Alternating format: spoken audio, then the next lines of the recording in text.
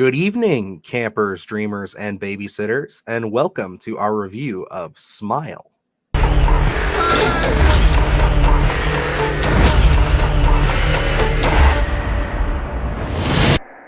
just really scared that something bad is going to happen.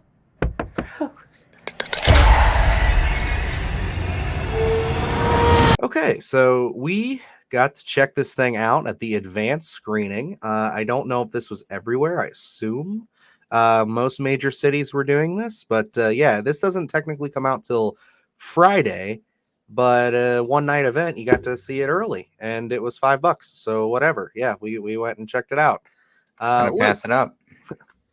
I know if anybody checked out our out of the theater reaction, we weren't super detailed. We tend to talk a Yeah. lot, but we just literally got out and drove home, so we've kind of had the drive to think about it. Luke, what are your thoughts on Smile?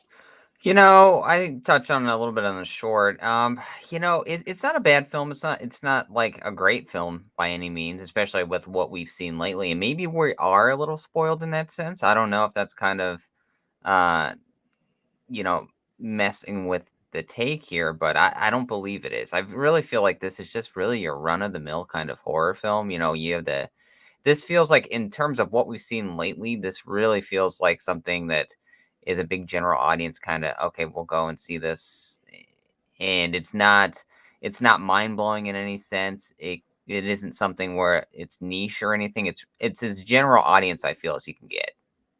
No, I agree. This is very general audience is a good way to put it. Which I mean, I guess for some people they're kind of just like, well, aren't all movies for general audiences? Yes, but I think that it's one of those things where it's just like this feels like it is trying to satisfy a lot of masters, as you Yeah. like to say, and it doesn't really commit in any real direction that I find intriguing nor really original. It really just kind of feels like movies that I've seen before. And not done terribly, but just done a little lackluster compared to some of those other ones. Yeah. Those big examples would be the biggest one I can think of is It Follows. Yeah. Uh, And that's where it's kind of like, where you do get into, aren't all films in a general audience. I feel like the horror genre is kind of unique in that space where, you have your elevated, I mean, Barbarian, I don't think is for a general audience, to be honest. So there's a few things out there where you really get in these twists and turns of horror, and Smiles kind of like at that very beginning before you start taking those twists and turns. It's in that first little rest stop. I couldn't help but sit there and think about Barbarian this entire film. Which is never a good sign if you're thinking about another movie while watching a movie. But it was just one of those things where I think like that movie just impressed me so hard because that was again like this movie. I was kind of sick of seeing that trailer and I was just kind of like not on board for what they were gonna present to us.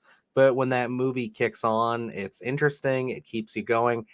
I was pretty bored through solid chunks of this movie. I'm not gonna lie.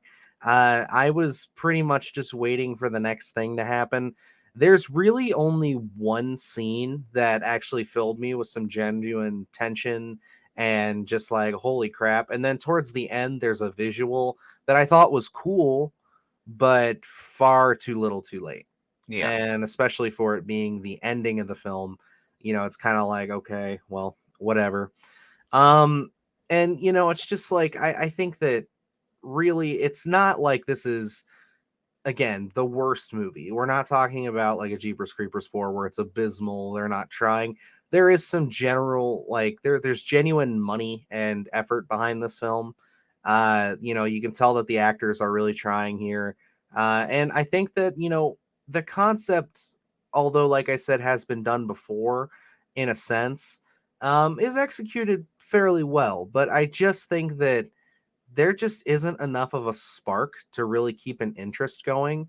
And I think by the end of this, unless you're really on board and you're really into this, I feel like you'll just walk out and say it was pretty middle of the road and kind of boring, just like Yeah. I did. And maybe if it was a different year and we weren't, so deep in the horror game right now, that I could be saying maybe giving this, a little bit of a better mark. But yeah, and this isn't a bad film. It's just one of those ones where I feel like if you put this on after a repeat viewing, it's something that's not going to grab you. Where it's like you can put it on while you're doing other things, and it's probably never going to make you sit down and be like, "Oh, I need to watch the rest of this." So it's just kind of that light kind of horror where it's nothing overly unique here. I think there are a couple of good scares. I don't know if you want to call it a creature design by the end of this, whatever you want to go with. I don't think that really worked for me. Um, Seemed a little heavy in the CGI for me, so for that I was kind of already tuned out a little bit. And like I think this is by far the longest film that we've seen lately, and it really does feel like that. So it's It like I think it this would does have drag. Yeah. it it probably would have benefited for a good shaving off a good 20 to 25 minutes of this and just to move it along because they tend to linger a little bit too long in some of the scenes, I feel. Yeah, I would agree with the lingering. It isn't, and it's like it's tough to say because it's like we're kind of pointing out a lot of things that are not great. They relatively are would be considered bad, but it's just one of those things where it's like it's just that's weird, you know? It's like I kind of don't really know how to pin down my true feelings for this movie other than saying it just really didn't hit the marks for me. It just really Yeah. kind of left me not necessarily even wanting more, but just kind of like, okay, that was I saw it. I think like this is one that I'd probably forget after a few days. Like I'd have a Yeah. hard time remembering. Like nothing really sticks with you. It's very consumable. Yeah. Um It's kind of like that cookie cutter a little bit. mhm. You know what I mean? Yeah, Where, and what that's really what I feared going into this movie because you know what I said this looks like a Ready or Not yeah. or one of those Blumhouse kind of modern new age kind of like we're fancy ritzy horror, you know what I mean? Like I don't even know how to describe it, but like if you've seen like those kind of movies like that or Fantasy Island, you know what I'm talking about. It's like Yeah. that style to me. It's got more substance than that maybe, like, I mean, it does, but like it's not like the characters aren't that insufferable, but it is one of those things where it's just like, oh god, this just is really dragging for me in a few spots. Yeah, going into the cast, I was excited to see Kyle Gallner. I think his name is. He was probably most notable, at least from my perspective, from that horrible Nightmare on Elm Street remake. But I was excited to actually see him in something. I know he's popped up. I think he was in the new Scream as well. He But was for just a couple of minutes. and that's where it's like, I was excited to actually see him get some sort of substantial role, but I don't even know if they used him to his fullest, because he was just kind of more of a side character. I was glad that he did get something, but I feel like he could have done a lot more there with him. But um, I like I said, I think there are some decent scares in here. There's the quality filmmaking. It just seems like they didn't want to take any risks. No, I would agree. And I do think there's a couple of really solid scenes. Like there is one in particular that actually really was effective and cool. And something that, you don't really expect it or know what's going to happen until right before it happens. And I remember I was just saying to you, without getting into spoilers, what that thing was. Like I was like, oh my God, that's what it's going to be. And it turns out to be that. And it's definitely effective. It's cool. It's a subversion almost because they kind of set this up a few scenes before and you're not really thinking about it, and then next thing you know, there it is. But other than that, yeah, I mean, like it just really came down to just being a pretty cookie cutter run of the mill horror flick. I mean, like, and it's not the most offensive thing in the world. It's just pretty bland, and Yeah, I think that's the greatest sin this movie has committed is just that it's not a bad movie. It's just not interesting and it doesn't stick with me. and the one thing that specifically you're talking about, which I do think was effective as well, and if you haven't seen it, when you go there, you'll know what we're speaking about. Where it's like, I feel like at that point, it kind of shows a little more potential. Where it's like, I think they were afraid to really push the envelope in certain aspects, and like that was one instance where I think when they actually did, and I think it worked so well. So like to kind of think of if they would have kept that momentum going, I think this would have been a few notches higher in my book. Um, but I think there are some fun misdirects, I guess, when you kind of really get the concept down and our main character is in a certain instance, and then you find out really that she's not. And it's like, I think some of those are fun to watch unfold. I think that keeps you intriguing, but then when you're out of those moments, again, the film does tend to drag a little bit. Yeah, and I think that those misdirects for me, they kind of get to that point where it's just like, okay, I can see where this is going. Like, there's another scene later on in the film with a specific character coming to visit our main character, and it was like within 2 seconds of them showing up, I knew exactly what was going to happen, and I just didn't know how exactly it was going to make it work. And then it kind of went in the way my head was thinking, and it's just it's just kind of, again, disappointing, boring, and not the most engaging thing when that stuff can happen. Yeah. So I mean, I guess really, unless you have anything more to say, this is a pretty short review for us. We normally chit chat for a while, but I guess that'll just tell you a little bit of the quality of the film. Like, and I'm not going to sit here and say that this is, horrible. I think No, that not at all. this will pertain to a very specific audience. I think that a lot of younger horror fans will really enjoy this. I think there's a lot of creepy imagery. There's a lot of stuff that, just with the general concept itself, can do a lot for people. But for me, and I know you being experienced horror fans who have seen concepts like this before, it just kind of fell flat. But it's not like, and I said, it's not one of those where it falls flat and it's absurdly bad. It falls flat, and that's, again, the greatest sin that it can commit. It's just boring. Yeah, I mean, like, I don't have any real gripes with a lot of the stuff in this film. I mean, the acting's competent.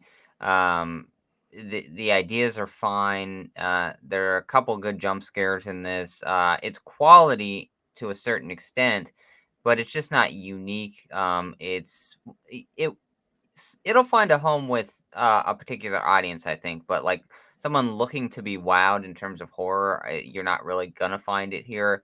I mean, in terms of a recommendation, I guess like it could be a light recommend if just want to go past the time. But again, time stands still a little bit while you're watching this film.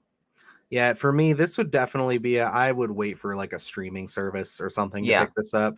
I don't see any reason to go out and spend money on this, honestly. I think we have enough really great horror flicks in theaters right now that I'd rather you go see if you're thinking about where to spend your dime. So it's just one of those things where it's like this just doesn't win out. Uh, but again, I think that there will be people that this connects with. I just, again, think that it just kind of missed the mark for me, and I'm not going to beat it up too bad because of that. Because, like I said, it's got elements that I could see people really loving, but again, it's just middle of the road. and I made a joke at the end where we see the Paramount kind of logo, and I said, "Oh, this could have been on Paramount Plus." But I really do think, like, if this was a streaming horror, like straight streaming, I do think this probably would have won out in terms of probably being reviewed a little bit better, just because there is quality here, but it's just not unique enough to really warrant. It's like you can go see this in theaters, but this is probably at the very back of the line for me to go see or recommend because like you said, there's a lot of stuff out there right now that probably wins your attention first, and especially us gearing up for October. It's only going to get deeper and deeper. So this is one that I could see in and out, and a lot of people end up forgetting within a couple of months. Yep, that's where I'm sitting with it as well. But all right, guys, that's probably going to wrap us up here for our review of Smile. So yeah, just a pretty middle of the road experience. I would say, again, maybe wait for streaming on this one, or if you're really, really interested in it and you think that it's really for you, I would maybe wait for like a discount day or something. Just can't recommend this thing at full price. Yeah, Um, I'm right there with you, brother. Gosh. but alrighty, if you guys do like this review, you feel we deserve it, feel free to hit that subscribe button for us. We are constantly on the content bandwagon here. We are always throwing stuff up, talking about everything in the world of horror. As well as you can follow us on Twitter, Instagram, and TikTok at SplattercastPod, where you can keep up with us with all of our current conversations and everything going on in the world of horror minute by minute. We also have a new podcast up for Splattercast. That would be Hellraiser from 1987 in preparation for the new one. So definitely check that out. Let us know what you're thinking, as well as a few new reviews for things like The Munsters, Jeepers Creepers, and also a latest episode of Sunday Scaries. So if any of that sounds interesting to you, feel free to check it out. It is on the channel there for you. And I guess all that said and done, Luke, you got anything for the folks? No, just check out all our content. What are you doing if you haven't looked around? I almost had a stroke here on the podcast or on the review, so please go check out our content before I have another stroke. You're just tired. It's okay. I That's how get it's it. gonna That go. movie really took it out of you. I almost fell It did. asleep as well. But anyway, guys, till next time, I'm Dylan Newell. And I'm Luke Janesco. And remember, stay scared.